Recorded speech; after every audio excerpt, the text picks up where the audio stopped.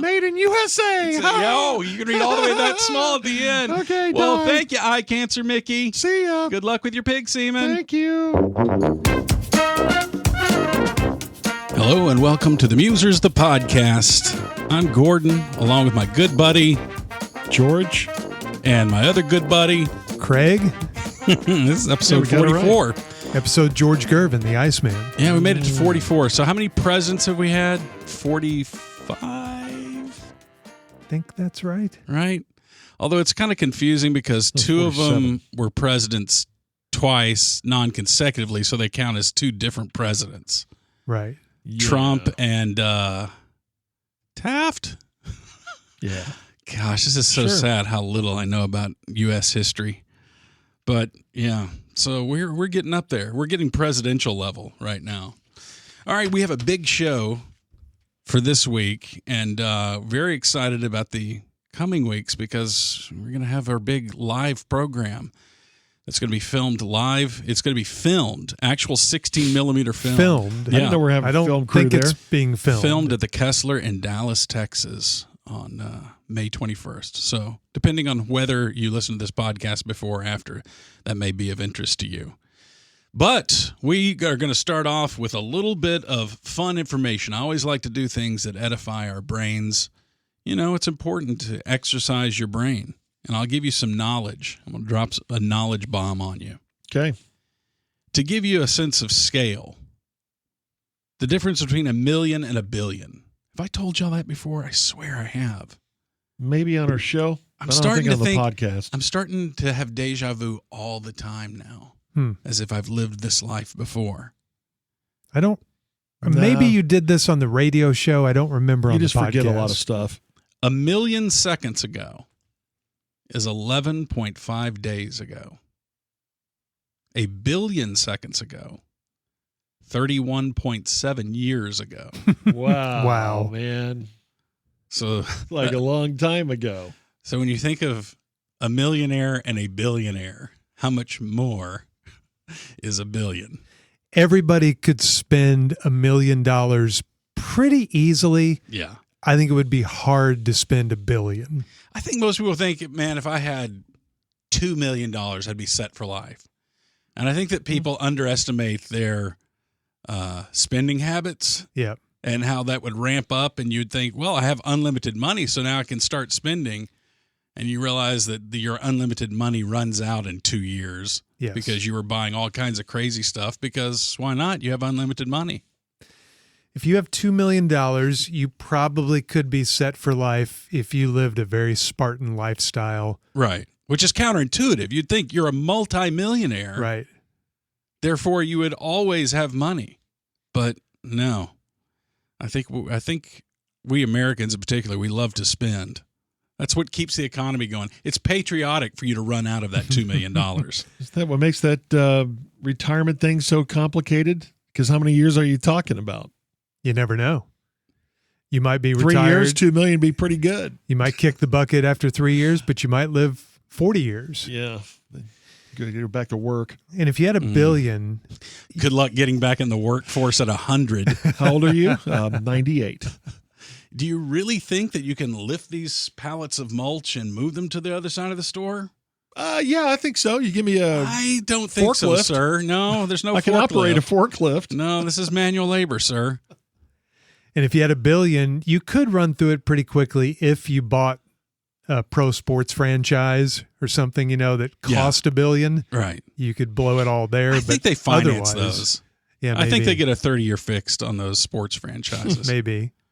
Something like that. All right. And I think that I teased this before in a previous episode of Gordo's Corner, and that is the crazy odds of when you shuffle a deck of cards. Like, this always tickles my mind to see the odds and hear the stats about how many different permutations there are of a deck of cards in the order that they can be in.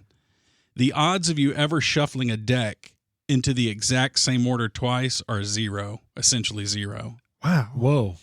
And just after 7 shuffles, you've likely created a card order that has never, ever existed before in the history of anyone playing cards. And just 52 cards. Yeah.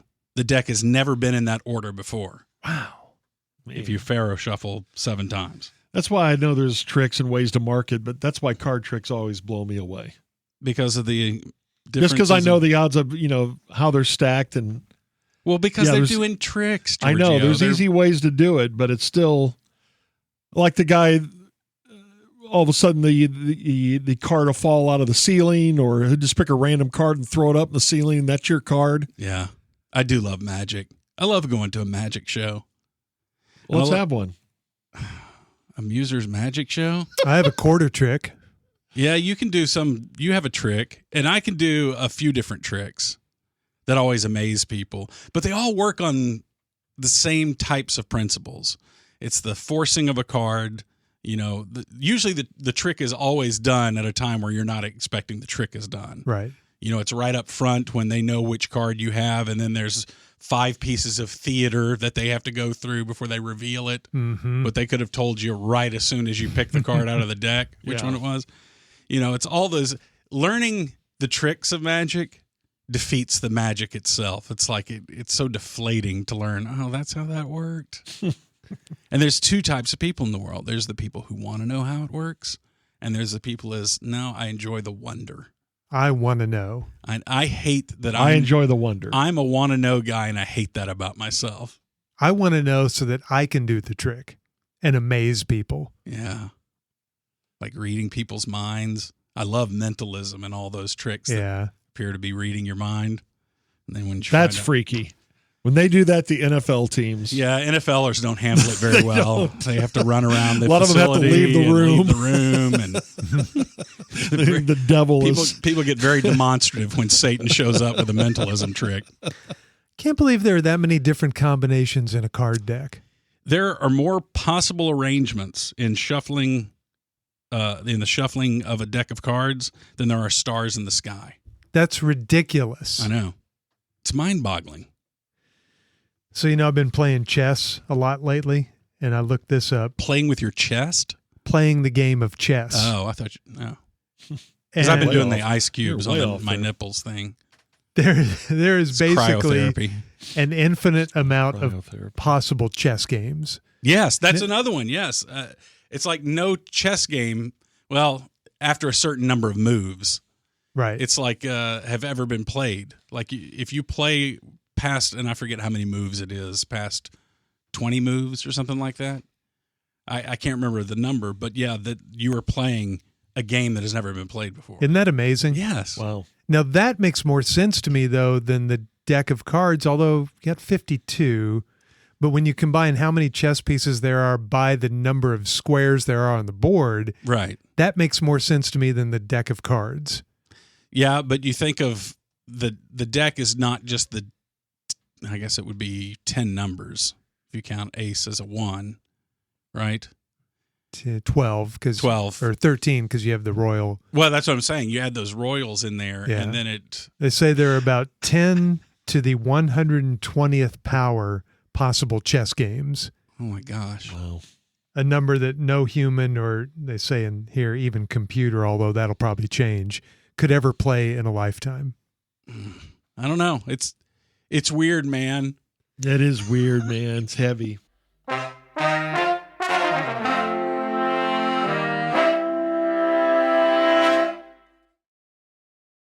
All right.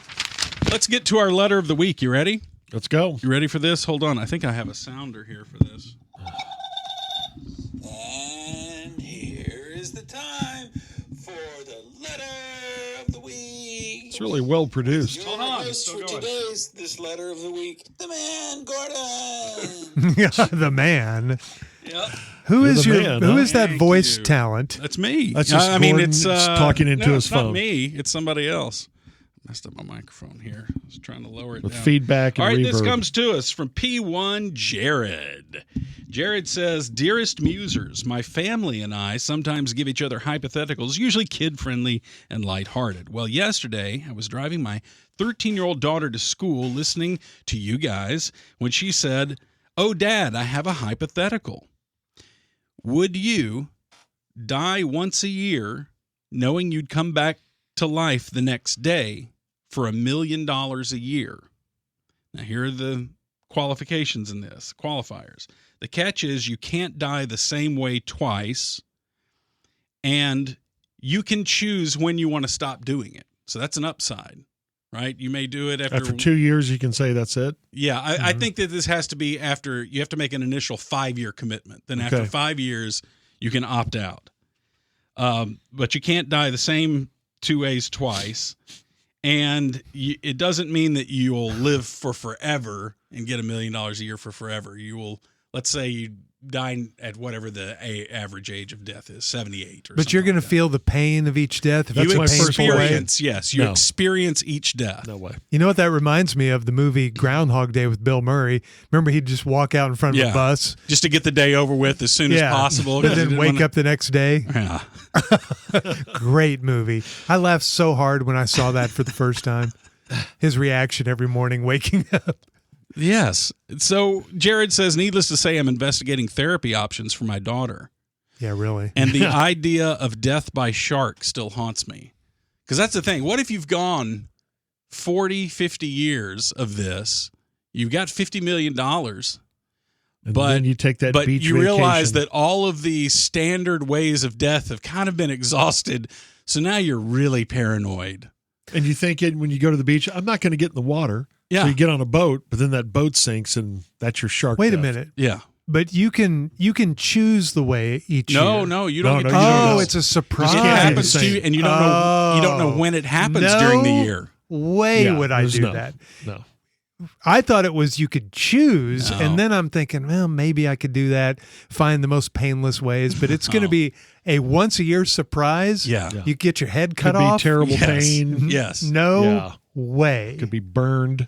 No way. When you No. get some tree work done and that guy starts walking up your sidewalk with a chainsaw, you're not exactly sure. Yeah, you're paranoid is of this everything. guy- Yeah. Is this the legit guy? No, there's not a price for that hypothetical. But if No you way. just do it for 5 years, you have $5 million, and $5 million you can No way. live for the rest of your life on $5 million if you invest it well. It's You'll gonna be scarred. miserable. Yes. Scarred forever mentally. $5 million. I don't care. You come back to life the next No. I day. don't care. Give me $1 billion, and the answer is still no. I'm with you. Wow. I'm with you on that. What about you? Uh, Never answers hypotheticals. I think I would do it for $1 million a year. I would do it for the minimum of 5 years. You would take up smoking again. You would take up drinking again. You'd be a Yeah. nervous Sure. wreck. Sure. Be a mess. Absolutely. But I would be Bigger a mess. 5 millionaire. What do you call that? A quintillionaire? Quintillionaire? Multimillionaire, I think is the term. Maybe, Oh, yeah. Yeah, I guess I could have gone with that. Sure. Seeing as how it's a word I've already said once in this podcast. Yeah, I think I would do it. Okay. Definitely. And that was our P1 letter of the week. But I do have an additional one here. Jeff had an interesting question. He said, you're allowed to take one modern handheld weapon, so a pistol or a rifle or a machine gun, to the past and participate in a historic battle. Now, you do risk the likelihood that you could be killed, but what do you take and what battle do you choose? And you can have unlimited ammunition, but you still have to reload and all that, and you have the risk of death in that fight. So It's weird because I've thought about that before. have you? Yeah, just like, tough battles. How many women have thought about this? 0. Really? Yeah. They didn't feel like this was a possibility they had to prepare for mentally in case it came up?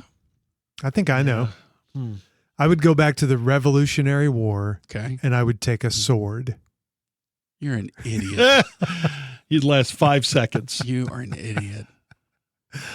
I would go, if you went back to the Revolutionary War, wouldn't you take a machine gun? Just mow Sure. everybody and down. Just absolutely. And then a cannon quarter of a mile away figures out where you are. There's and no way blast you. they could blast me. No way.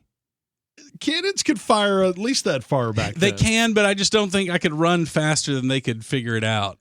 It does seem like cannon is too primitive of technology where you could evade it. Right. But the bad news is I'm running away from the cannon, laughing at them as they've missed me every time, because every time they fire the cannon, I watch it sail until it gets to the top of its arc before I even start running because it's so slow. And I'll run into the woods, and of course I'll scratch myself on a branch, and then no penicillin, so I just You're get right. infected and die. Right. That's the only problem with the Revolutionary War. So there's some special area, some balance of you don't want to go back too far that you have horrible medicine, but you need to go back far enough to where your weapon is going to be so outsized to what they have against you. Right. Yeah. Even if you had the machine gun and you're going back to the Revolutionary War to try to end it sooner. And you accidentally strafe George Washington. You're going to misfire. Wait. The Uzi gets away from you. Something's going to go haywire. You take out half the founding fathers. So, George, you said you've thought about this a lot. So what did you ever come up with? Well, as a kid, I used to think about, because the Alamo was like the saddest story, you ever read about as a kid. It's like, oh my gosh, they were all killed. And so I used to think about going back and helping Davy Crockett out with an Uzi of some sort. So you would take the Alamo. You would take a machine gun. That was like 8-year-old me. That was like 8-year-old because me. you want to shoot down 1,000 Mexicans. Well, see, that's the bottom line is no, war is terrible. It's not some video game. It's awful. No, I couldn't do that. But you would go back and save shoot all those somebody. men's lives. Yeah, but I couldn't do it. Why not? I felt like a failure because I didn't serve in the military, and a lot of my family did. But no, I don't think. I've always thought less of you because of that. Well, there's a lot of reasons to feel that way about me. This is the only opportunity I've had to tell you. That's one since of them. It came up naturally. There's still time. You could enlist. Bottom line is, you don't want to shoot somebody. You don't want to kill somebody. Is that your PSA for the day? That's kids. Okay, if it was you Hitler, learn one thing today. No, because even that would go wrong so too. George said he wanted to kill 1,000 Mexicans and save Hitler's life. I said okay, this is the most I controversial changed. episode ever. Changed. That was 8-year-old me. That just didn't want all those cool dudes in the Alamo to get killed. Cool dude. Yeah. Hey, it's John Wayne. I didn't want him to, John Wayne wasn't in the Alamo. Well, It was when a you're 8, movie. you think that someone like him was. Davy Crockett probably was a lot like John Wayne. Well, I think in the hypothetical that Jeff presented to us, though, you have to choose a battle. You have to. You can't opt out and just say, nah, I've got a kick-ass life here. I choose not to serve. You can't do that. Yeah. I'd go help him out at Pearl Harbor. How about that? So that wasn't such a one-sided. Take today's anti-aircraft. Is that handheld, though?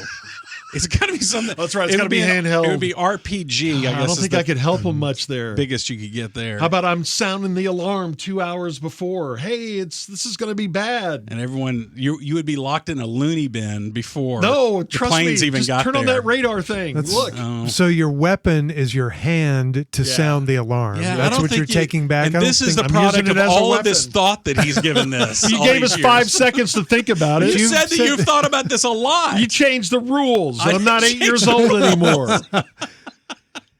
Mine always Can't follow you. related to Star Trek. I always dreamed of taking a phaser, some sci-fi weapon back in time, and then just dazzling everybody. Yeah, but that's not invented yet. I know that, but that was when I used to think of this kind of a hypothetical as a kid. I would always want to take modern. But yes, you do have that opportunity. To those people back then, you basically will be carrying a phaser. Yeah. And they were not going to see anything like this weapon that you have. And so you could do it. I think the Revolutionary War is not a bad one. Okay, I'll take the Revolutionary War and I'll take a taser. And I'll have to walk up to each British soldier and tase Yeah, them. that's not going to work. You think there's any way that taser's getting through all the clothing, the stupid costumes that they wore to fight in? Why did they all dress up in costumes? That's a why they good did it question. back then. You had to know what team you're on. They had the most uncomfortable looking combat outfits. Yes. They're all dressed up like fancy lads. They weren't practical. They were all wearing wigs. Yeah. A soldier shouldn't have to powder his wig. Those stupid tri-cornered hats. I Right. don't think they worried about That's that too bad much looking. in battle. All right, let's do some news. You ready? Okay. Mhm. All right, here we go. We got a news intro. No, please God. Oh. Now it's time for what are people or should people be talking about? With a look at the news with your man for the news, Gordon Key. All right, yes, indeed. Thank you, announcer man. We start off with something that happened in Dallas and Fort Worth. there was a passenger at Love Field, which is a airport that's kind of in the heart of Dallas. And he was getting on a flight to Las Vegas, Southwest Airlines. But he wasn't going alone. He bought 2 tickets. You want to guess who his travel mate was? An animal. No. Himself? What? He needed 2 seats. Big No. guy. No. Wasn't a big guy. Didn't need 2 seats. Human being? Close. It Robot? was a human-like robot. It was a humanoid robot that was walking around, talking to other passengers that he gets on the plane with. And this company that did it, it's the Robot Studio. And the humanoid robot's name is Stewie, which is a funny name for a humanoid robot. Stewie had his own plane ticket, and the company made sure, they did their due diligence and made sure that his battery was within the FAA's compliance. Wow. And so that Stewie could fly. So Stewie gets on this plane. Can you imagine how freaky that is? Watching a humanoid robot walking down the aisle, struggling with its carry-on to get it up in the baggage compartment. Cussing. Saying, "Oh, excuse me. I'm sorry. Can I get by here? I'm window. I need to get through here." Doing all that, getting on the plane, and Stewie, the robot, flew on the plane. But Southwest was not happy about it. Yeah, they've got enough problems. We're trying to get humans to locations, not these spare robots who have no function whatsoever. Why are you saying you're they're just spare doing it robots? so they go, "Oh wow, it's a robot. He gets to fly with us," and he's whipping everyone's ass, asking questions. Oh, of the he's people very behind him. friendly. People enjoyed seeing the People robot. want to get on a plane. They want to take their flight. They don't want to talk to another human, let alone a stupid robot. I bet he was more well-behaved than a lot of people on planes these days. Yes, I bet he was too. And I bet you that I would be interested in flying with a humanoid robot. I think that would be interesting. Now, I'm not saying like half of the flight being a humanoid robot. That's not going to get tiresome. But I think for, a few times, it seems kind of cool if a robot came and sat next to you What's during the a flight. purpose, though? They were just doing it, hey, let's see what happens. Well, yeah, we don't have time for, hey, see what happens on planes right now. They were trying to, obviously, I think that the company was, stunting and bringing awareness to robots. Right. So someone would talk about it on a podcast. Awareness. But I think that that if you do have an expensive humanoid robot, let's say that is your, companion in life and is the robot of your household that helps the kids with their homework and all that kind of stuff, and you needed to fly it somewhere, you may not be comfortable putting it in the cargo hold. Can I make you may buy a ticket for your Stewie. Can I make a prediction? Yeah. 10 years from now, 15 years from now, you'll see this a lot. People will be getting on planes. They'll be going to hotels Right. with their family robot that is basically their nanny Yes. or their butler or whatever. Yeah. You're going to see it a lot. That's what I'm saying, George. Okay, well, until we get there, then The thing that Craig all said this is what I'm stunting. saying. We don't need stunts on airplanes right now. We got enough problems. Well, okay, this one was kind of a stunt, but I just laid out a scenario in which it could be a real practical matter as well. If it's the family robot family tutor. robot, okay. Yeah. That's Or, fine if we how get about there this? someday, but we're not there. Emotional support robot. I can see that happening. All those people need to get over themselves if they have a pet or a robot. I just feel either fly like the you are plane not or stepping don't. into the future quite as well as you Probably could be. not. Yeah, this happened in Southwest comes out and says, look, we're updating our policy, and this is what they issued. Southwest Airlines does not allow human-like or animal-like robots to be transported in the cabin or as checked baggage, regardless of size or purpose. Good. And then they go on to define a human-like robot, and they also say they close the loophole for animal-like robots, like those That's good. creepy war dogs. They don't have time for that right now. Can I make a prediction? In 10 years, they will change that policy because some other airlines, or maybe they'll be the first, will start to allow the family robot, and they'll realize they're missing out on all this revenue, and they will reverse that policy. Mark it down. Okay, well, we're not there yet, and whoever did that company, they're a bunch of jackasses. Gosh. Wow. They may be local. I don't care. Yeah, they may be our title sponsor. No, I so doubt that. You need to watch I out. doubt that. There was one other news item dealing with a plane that I took notice of, and this was a viral video that went around, and we've all been on planes before, and you've seen the air conditioning system where it is blowing out, kind of mist or Vapor. fog, the vapor that happens when the humidity is the right kind of conditions mixed with the air conditioner, and it looks like it's vapor coming out of there. And usually it's just kind of interesting looking, it kind of looks cool and Halloween-y. But there was a recent episode where the fog was coming out so thick, and the viral video, when you see it, it basically looks like everyone on the plane is being gassed by terrorists. God. Wow. And so some people were freaking out over it. The stewardess is getting on the loudspeakers saying, this is just normal. It's just the air conditioning. Don't worry about it. Just stay calm. Just think happy thoughts. And no one get up and no one challenge us, and everything will go just fine. and so it was basically a non-event, but it was very creepy looking to see that. And then at the conclusion of this news story, it mentioned another thing that happened recently on a plane that went viral, and that was a conflict between two passengers where the middle passenger kept reaching up every once in a while and turning off the vent for the window aisle passenger because the middle guy was cold. It's not his vent. Not his vent. And they start getting into it over this. And the middle guy even had smart-ass comments like, hey, I paid for a ticket to fly. I didn't pay for experiencing your communal air conditioning and all this. He was just a total jerk. Wow. Total jerk.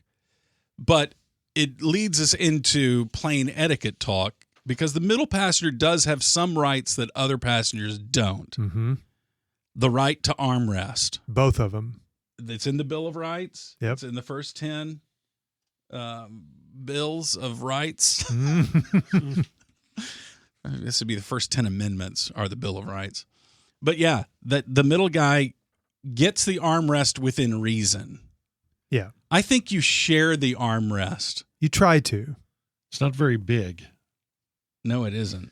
The window passenger has the benefit of the window and one armrest all to themselves. The aisle has the aisle, easy access, and an armrest all to themselves. The middle man or woman gets the short straw. Therefore, they should get both armrests. Right. That's the rule of thumb. Yeah. Both armrests. Okay. The window shade. This is a tricky one now. I think that is I've seen completely this go way sideways. the domain of the window seat. That's what I kind of think too. All right. That's the benefit of you choosing that window seat. And I usually get a window seat for this reason. And I'm almost always, I would say 90% of the time, a window shade down guy. Ooh, I'm 90% window shade up. Because I like to sleep. I like to sleep. Now, I have had it happen before where I'm not the window guy and the window guy is asleep and has the window shade up. And you reach over? And I have reached over before. I've also done the thing of awakened the person and asked them, hey, since we're all sleeping, do you mind if you put the window shade down? That's dicey. I don't know if you want to step into those waters. Why? I can't believe that you would, on a plane, give a guy a reach around. No. I reach That's over. what he just said. Reach over. You know what? I think asking politely that's fine. But I think doing it on your own while he's asleep, that's a little sneaky. But I felt the reason I did it on my own was the second time because the first time I woke the guy up and I felt bad about waking the guy up to do something that I could do myself.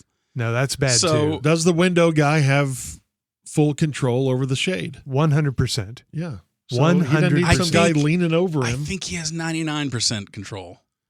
Because if he's asleep and we're all trying to sleep, there's no reason to have that shade open. Maybe he sleeps better in bright light. You don't know that. Or if he wakes up. That would be me if I was a guy sleeping with the window shade up and somebody asked me to put it down and say, I prefer to sleep in bright light. Yeah. So if he wakes up, he wants to see what he wants to see, and he doesn't want to feel closed in with the shade down. So it's his call. All right, what about this? And I've told you guys this story before.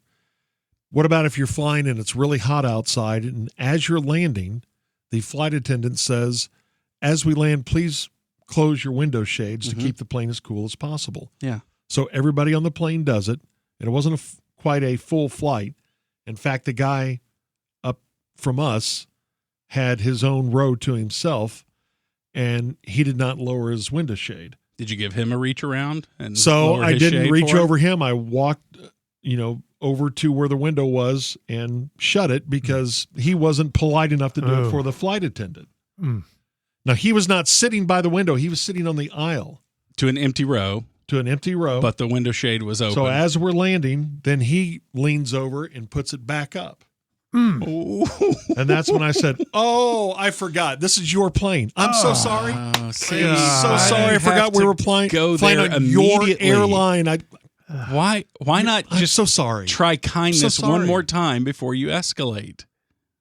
Because he was a total jackass. He was dropping F-bombs the whole trip and just, he? oh yeah, he was He was there for he our was the amusement. cool guy complainer that was always the everything announcement that was made. sucked He and- always had a comment about Yeah. everything that was said. And, Like that's going to work. oh, Now there he was clearly in the wrong because at that point, flight attendant Yes. or pilot, they overrule all passengers. they overrule. Right. Yeah, That's right. So I was just helping him out. I said, "Hey, I was trying to help you out because I guess you weren't able to shut it. I want it open." Oh, yeah, that's right. It's your plane. I forgot. that's what. Yeah. No, that's when Sorry. you just say, "Hey, the flight attendants told us to put him down." Yeah, They- I did they- say that first. I they- said, they're the we ones were told who to are- put him down. Yeah, they have I don't authority care. over all of us. Oh God! Now you're getting my blood pressure up, and I'm not even confronting this guy. But you know what? I think now I would not. I would just let him lift it up, and I wouldn't confront because, man, plane 'Cause you're a incidents. P. No, because you just don't want it. You don't Right. want the trouble. And I can't believe the amount of incidents we have on planes. And it starts with something like that. All right, I've had this. This is one that I have happen every flight I take now, and that is the person who just doesn't get that when they turn up the volume on their iPad loud enough for them to hear it, that there are other sentient beings that are somewhat Yeah. around their location. Like they I haven't experienced that yet. can't quite understand that other people have the gift of hearing. That's amazing. Every flight I've been on lately specifically will announce, do not listen to anything on your personal device without wearing your own headphones. Right. They don't even allow that. And I see people just completely disregard that. Yeah, that's annoying. They're. I actually saw someone ask someone who had a kid that was listening full volume cartoon that this kid was watching, and it was like a really frantic, antic cartoon. All right? sorts of sound all effects. sound effects. Bang, bang, oh! And they said to the parent, "Hey, that's pretty loud. You know, we're got people trying to rest around here, and that's very loud. Do you have headphones that they could wear or something?"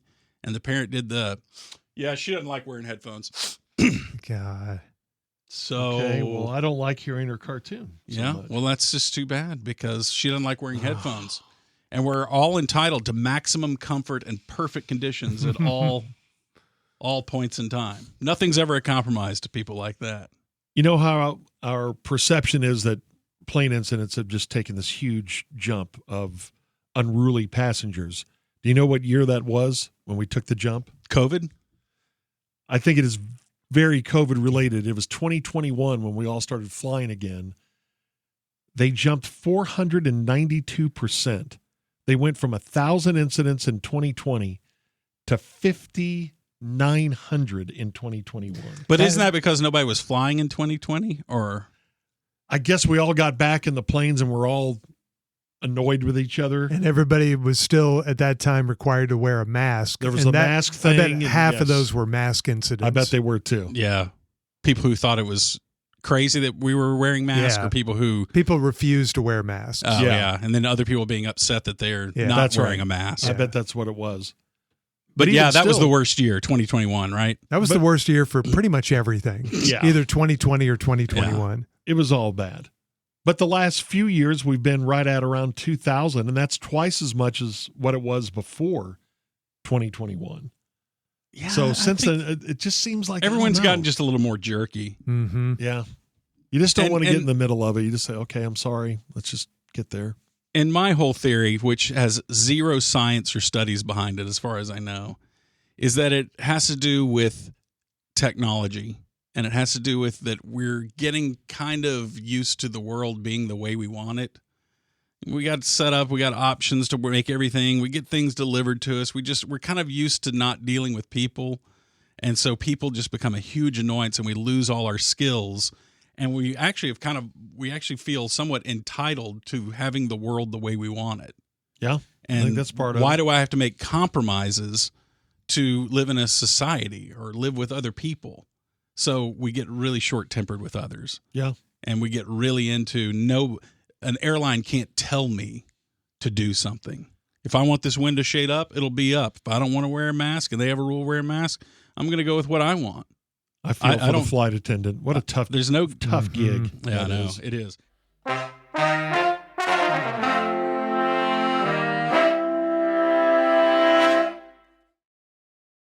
Okay, shoes. Shoes. Do you have to wear them on a plane? Yes. Yes, you should. I think so too, but all of these etiquette experts that I was reading about that issue were saying that you can take off your shoes, just not your socks. And I'm thinking, I think that the shoes ought to be a requirement too. Yeah. Nobody wants to smell your foot odor. They were saying, and this is their argument, they're saying that the reason you leave your socks on, but you can take off your shoes, you got to leave your socks on because you put yourself in danger by going barefoot because the floor is covered with bacteria and viruses. And the reason this falls apart to me is, okay, well, what about the bag or purse that I've stuffed on the floor and then up under the chair, and then I pull it out and I set it on the chair next to me, or I set it on my tray table that I then eat off of? It's like that's the same thing. Right. It's touching all those viruses and bacteria too, and I'm spreading it all over the cabin. Yeah. Shoes on. Yeah, I don't think you should disrobe in any way, and I don't think you should do any personal grooming on the plane. I've seen people take off their shoes. I think I talked about this on our radio show. This happened many years ago. Take off their shoes and clip their toenails in the row in front of me. It's the most disgusting thing. No clipping, no trimming, nothing like that on a plane. Reclining your seat.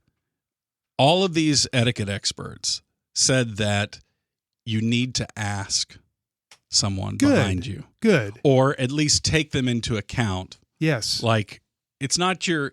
In other words, don't be jerky and just think it's your immediate right to recline. Or there's nothing worse than the quick lean back after takeoff. I don't understand that either. It's that. always the guy who wants to just show you. You know, I think that even if you're doing it without asking someone, that a little acknowledgement of there's other people in the world in the sense of you're going to do a slow lean back. Right. Yeah. So for some reason, that's more palatable to Yes. me. That shows that you're not just, but the guy who just immediately, I mean, as fast as he possibly can, Yeah. as soon as he possibly can. I hate and that as guy. violently as he can just basically, and your Diet Coke goes flying up in the air and everything. What's your problem? Never flown on a plane before? Okay. They built recline in this seat for a reason, dude. Oh, I hate that guy. But yes, look back behind you. If they have their tray down and they have a Coke or a meal on it and everything, you really should kind of wait. Right. I never lean my seat down. I don't think I do either. I think it's an iffy one, though. I think that that's one where you need to talk to people and try to communicate with people. Unless I'm rolling in first class, then I'll put it back. All right, George, you've had this one happen to you. It's the asking to move seats. And then what do you do in that case? You've always said that you err on the side. You always move seats for people. I have because before. Yeah. I've moved before too, but do you always do it? Yeah, I think I'm like 1 for 1, I guess, or maybe 2 for 2. Oh, you've only been asked once. Maybe twice. I don't think I've ever done the turn down of, no, it's okay, I really like my seat here. I mean, if someone's trying to sit next to their child or their wife, I've accommodated before, and it's annoying, and sometimes it's a worse seat. But, yeah, it's like whatever. What if you're in first class, there's a child next to you, and then the mom comes up and says, "This is my son. I'd like to sit with him for the flight. I'm back in coach in a middle seat. Do you mind switching?" I'd say, I tell you what, you mind sitting on my lap? Gosh. Otherwise, you ain't sitting next to your kid. Here, you can face me. So you're not giving up. You can face me so you can see your kid. You're not giving up a first class seat for that. I don't think so. Okay. No. Boy, that would be Hope really... we get some turbulence. That's really ballsy, isn't it? Going up and saying, "Hey, I know you're in first class and everything, but I really want to sit next to I my don't think friend that's or my ever kid. really happened. I wouldn't put it I past bet it's some happened. people. It's a big ask, but I bet it's happened. Yeah. Look, I'll look after the kid, all right? Go sit back there in steerage. Steerage? Don't call it steerage. I will switch if it's an equal trade. Like if I have this window seat in an exit row and I was, excited to get it, if they're coming from a seat of equal value, decent leg room, window seat, I'll do the trade. But I'm not switching window seat for a middle or something like that. You got your Jimmy Johnson trade chart right next to you saying, no, it's not the same value, so no. Right. So etiquette experts say that this is what you should say if you don't want to change. No, thank you. I prefer to keep my seat. And then just stop talking. No matter what they say. That's too tense. You want to switch seats? So then they said that, and this is the thing, is I've seen people before, they ask to move seats, not me. I've seen this happen a lot more where they ask someone else near me. And the person says, no, thank you. I prefer to keep my seat. They say, no, thank you. They're polite. They're not jerky. But then the person immediately gets mad. Somehow they had the right right. to insist that person change seats. And what is that attitude? Like, why are they thinking that person is a jerk for not doing what they requested? I don't know. I guess we just place expectations on people sometimes. Oh, yeah, they'll switch because I'm going to ask nicely. So, therefore, it's an automatic. All right, here's the other thing that etiquette experts says. If someone starts giving you the reasons why, yeah, but this is, my kid who has a condition and I need to apply ointment all the time. And ointment? says, I appreciate why you'd want to sit together, but I'd like to stay in my seat. I understand all of the good reasons for me to trade seats, and you don't need to explain them. That's I think that's escalating. Yeah. That's a little passive aggressive there. You don't need to explain them. I understand. Yeah. That would escalate. Stinky food, leave that at home. I've had people get on the plane. I got reheated fish next to me. Don't need it. Yeah. I don't need to. That should be outright. Smell the sewage of the Gulf. And almost no matter what it is, if someone brings something from the terminal on the plane, it could be a sandwich. It's going to stink. Yeah, it's going to just smell up the whole area. Chit chatters. You ever sat next to a chit chatter? Yes. And how do you shut them down? You just ignore them. Just act like they're not talking to you. You act like you're deaf? That's just act like stolen you're not disability. Interested. Yeah, I think you listen to them for the first couple of comments and then you say the Steve Martin line, look, I'm not much of a conversationalist, yeah, and I've got some reading I really need to do. Yeah, no problem. No problem. My line. aunt, she was not a very big conversationalist either, and she lived in Iowa for many years, but she eventually moved to Idaho, and while she was there, I think that they were involved in some sort of farming, or it was some kind of thing like that. So I know what you're saying, because she wasn't a conversationalist either, And so what are you reading there? I noticed that you were reading something. Oh, man. Yeah, I've sat next to many of them, and I can't wait for the flight to end. They usually get the hint, don't they? If you just No. There's a few people who don't get the hint.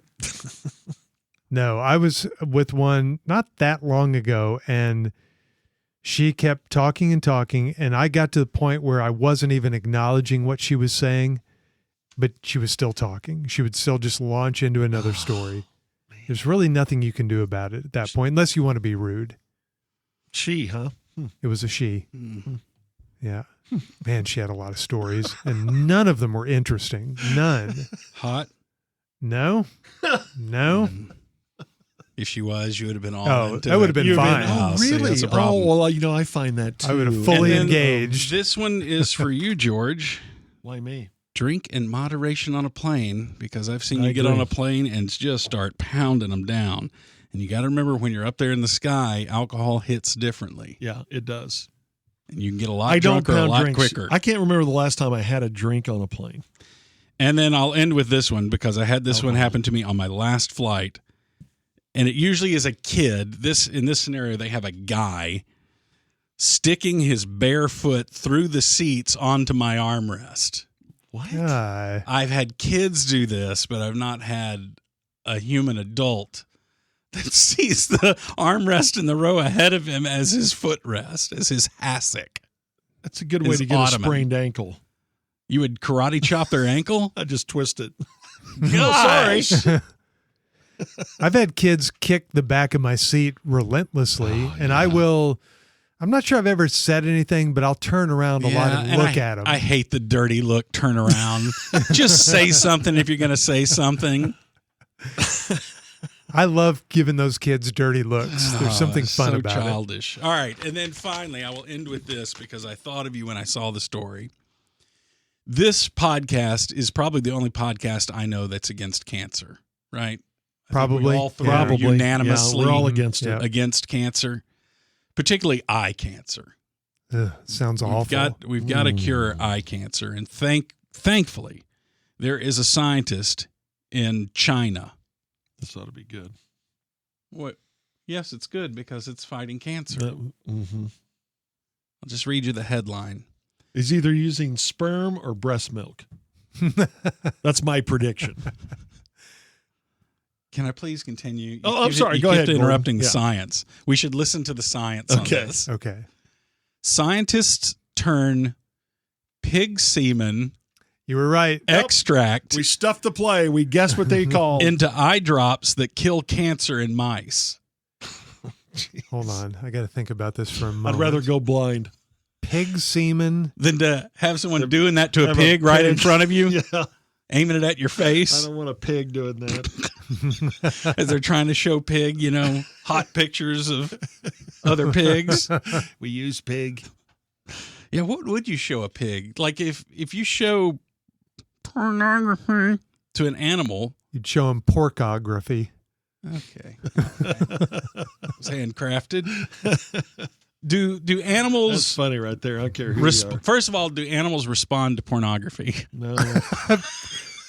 Probably not, but I don't know that that's ever been tested. I swear that there was that story out of, I think it was China again, where they had to show pandas pornography to get them in the mood because They trying showed them so hard other pandas to go extinct. humping, I think. Yeah. Yeah, but that was showing them. That would be animal porn. Panda I guess. porn. Yeah. So I guess pandas are the only other species that look at porn.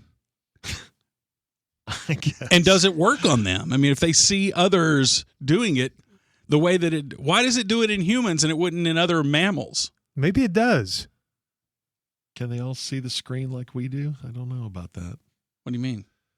I mean, like most Why couldn't dogs they? It's right in don't- front of them. Yeah, but they don't see a screen the same way. You know what I'm saying? Not That's really. why- You're saying they have Well, a that's different why not refresh every rate? dog or cat walks into a living room and sits down and watches TV. They don't see the screen the same way.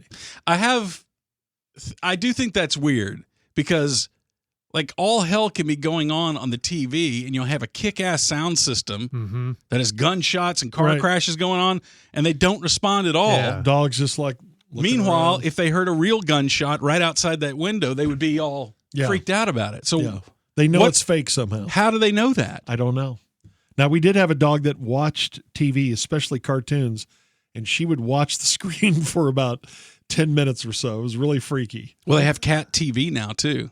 Cats will And chase cat things. dog TV. Cats will respond to cat TV, Okay. but they don't respond to people TV, People TV. to non-cat people TV. Don't dogs also have 10,000 times sensitive hearing than us? So maybe their hearing is so advanced it can tell fake sounds from a TV to real from outside. Yeah. Yeah. But boy, yeah, you can throw them off with a knock on the coffee table and then all hell breaks loose. They think someone's at the front door. Mhm. So anyway, let's get back to pig semen in your face, George. If they're developing this pig semen eye drops that can deliver the cancer drugs to the back of the eye. It's very hard to get cancer medicines to the back of the eye. Like if you have a retinoblastoma, which is retina cancer.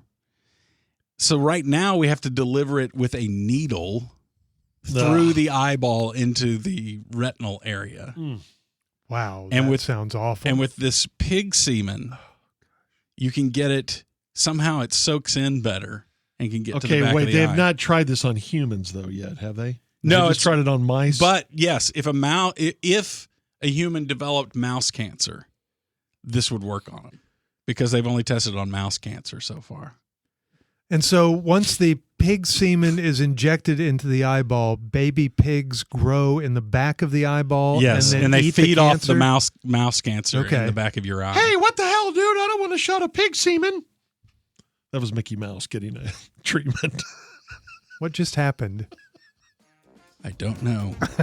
But I think we just on won the that note- podcast world. On that That's what happened right there. Just end the podcast, and we wish Your story. you and all of your family I was just well. trying to help you out with your As story. George has just canceled the podcast. That was an ender. We had an ender. That was the ender. Thank you to Peter Welton, and thanks for listening. Thanks, The Peter. back catalog is available.